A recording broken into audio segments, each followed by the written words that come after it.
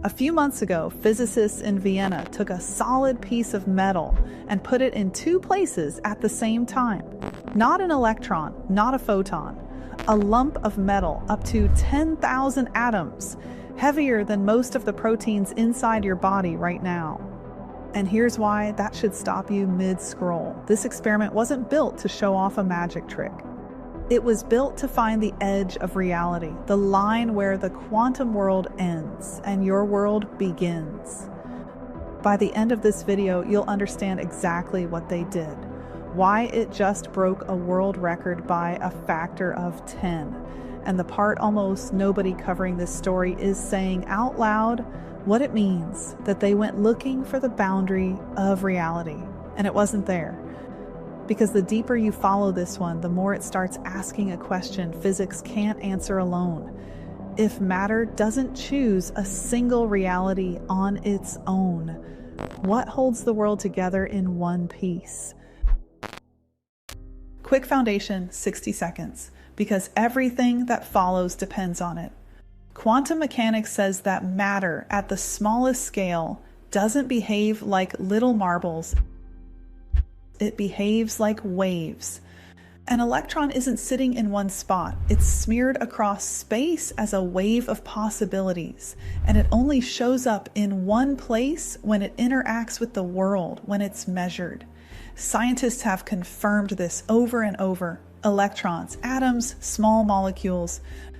Fire them through slits, and instead of landing like bullets, they land like waves, interference stripes, the fingerprint of something that traveled multiple paths at the same time. But here's the 100-year-old problem.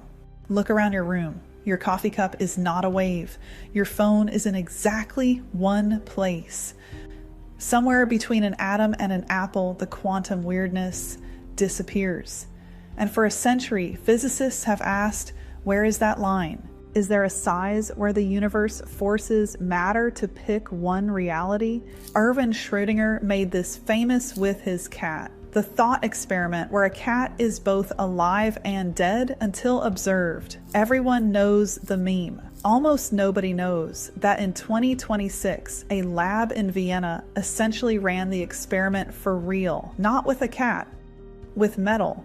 Here's the experiment, and I'm pulling this straight from the paper in Nature. The journal, not a blog. Researchers at the University of Vienna, led by Markus Arndt and Stefan Gerlich, working with theorist Klaus Hornberger in Germany, created ultra-cold clusters of sodium metal, real solid metal particles, each made of 5,000 to 10,000 atoms. Each cluster is about 8 nanometers across. That's roughly the size of a transistor in a modern chip. Each one weighs more than 170,000 atomic mass units, heavier than most of the proteins running your cells. Then they launched these metal particles through 3 gratings made of ultraviolet laser light. The first laser pins down each particle's position and pushes it into superposition, the state where it genuinely follows multiple paths through the machine at once. And then comes the moment of truth. If the metal behaves like a classical object, like a marble, the particles land in a smooth, boring blob. If it's still quantum, you get stripes, interference, the signature of one object that traveled more than one path. They got stripes. Each piece of metal existed spread across locations separated by more than 10 times its own width. The lead author Sebastian Pedalino said it plainly. You'd intuitively expect a lump of metal this large to behave like a classical particle. It didn't. The metal was a whole in the team's own words, here and not here at the same time. Now here's the part most of the coverage gets wrong, and it's the actual story. Everyone's reporting this like a stunt. Haha, metal in 2 places, physics is weird.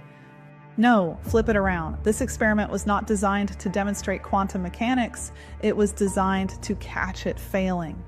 See, there's a whole family of serious theories.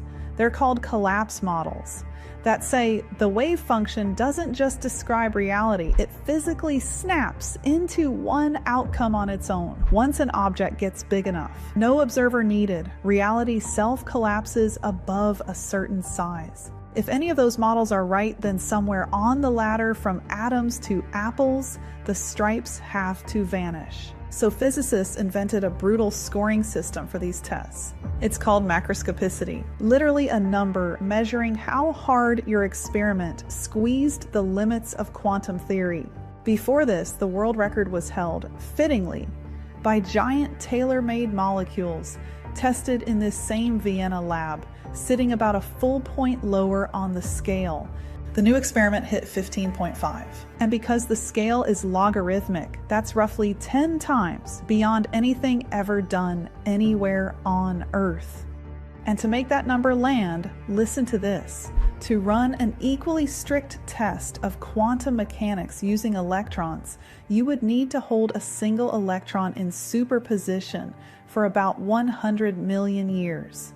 The Vienna team matched that level of scrutiny with a chunk of metal in 1/100th of a second. They gave reality 10 times more room to act normal. It refused. So here's the punchline, and it's the existential one. Every time physicists build a bigger, cleaner, more hostile test, the boundary between the quantum world and the everyday world fails to appear.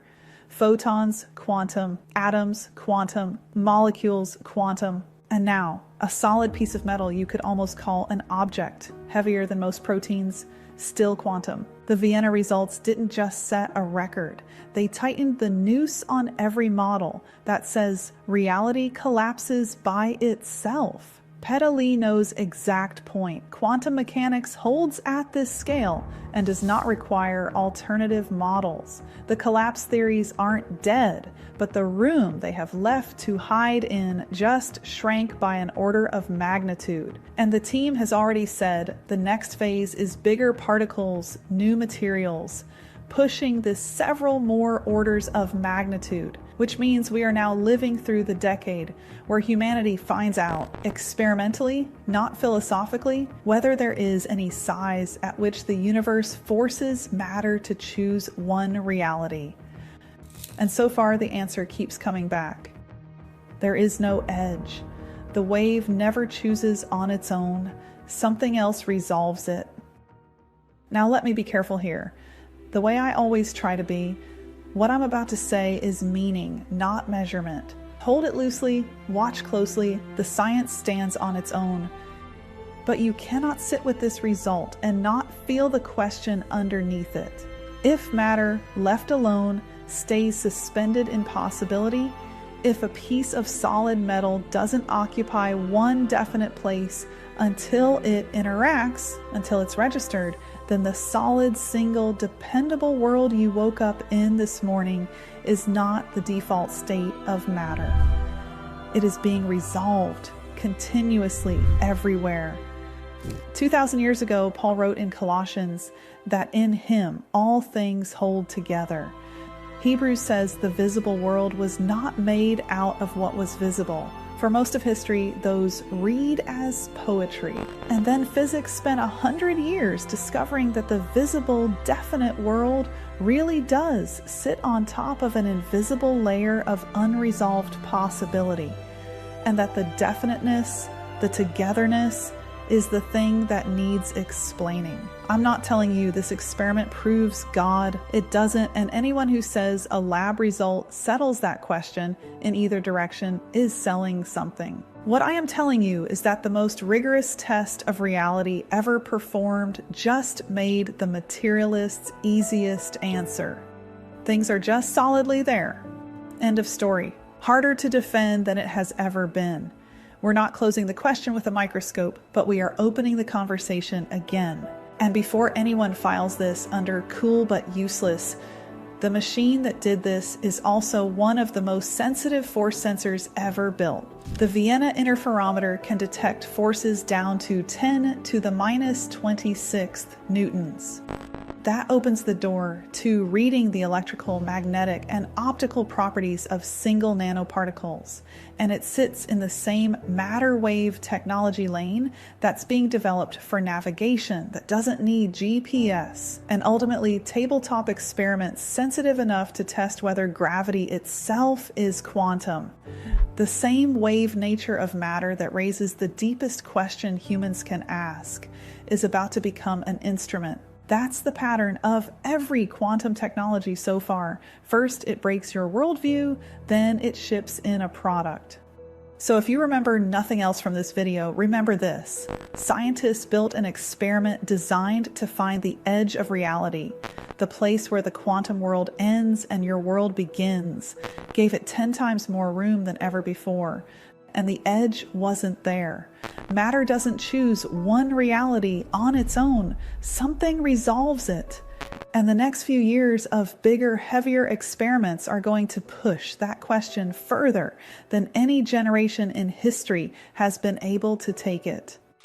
I cover what those experiments find and what they mean for both your worldview and your future every single week, the moment they drop. Subscribe so you're here when the Vienna team runs the next rung of the ladder, because I'll break it down the day it publishes.